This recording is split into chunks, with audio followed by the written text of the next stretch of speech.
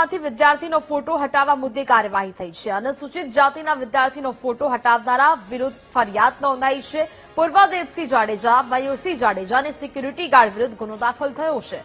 પોલીસે atrocity act મુજબ ગુનો નોંધી તપાસ શરૂ કરી સિક્યુરિટી ગાર્ડ સાથે મળીને વિદ્યાર્થી લાઇબ્રેરીના નોટિસ બોર્ડમાંથી આ ફોટો હટાવ્યો હતો.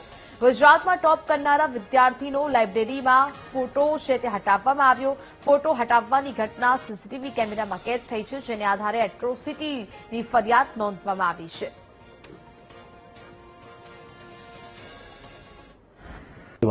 પ્રથમ તો હું ચોક્કસ એમ કહીશ કે જાતિવાદી માનસિકતાના વિરોધમાં સત્યની એક જીત થઈ છે. કચ્છ યુનિવર્સિટી ખાતે તારીખ 18ના એક બનાવ બન્યો જે નિમ્ન કક્ષાનો અને આ આપણા દેશ માટે શર્મસાર કરતો એક બનાવ છે, કારણ કે જાતિવાદી માનસિકતા પીડાતા એવા બે અસામાજિક યુવાનો દ્વારા જે પ્રથમ ક્રમાંક ગુજરાતમાં જીપીએસસીની ડીવાયએસઓ લીગલની એક્ઝામમાં પાસ થનાર વિદ્યાર્થીની જે ફોટો કાઢવાનું એક નિમ્ન કક્ષાનું કૃત્ય કરેલ, એના વિરુદ્ધમાં આજે બી ડિવિઝન પોલીસ સ્ટેશન ખાતે ફરિયાદ નોંધાઈ છે.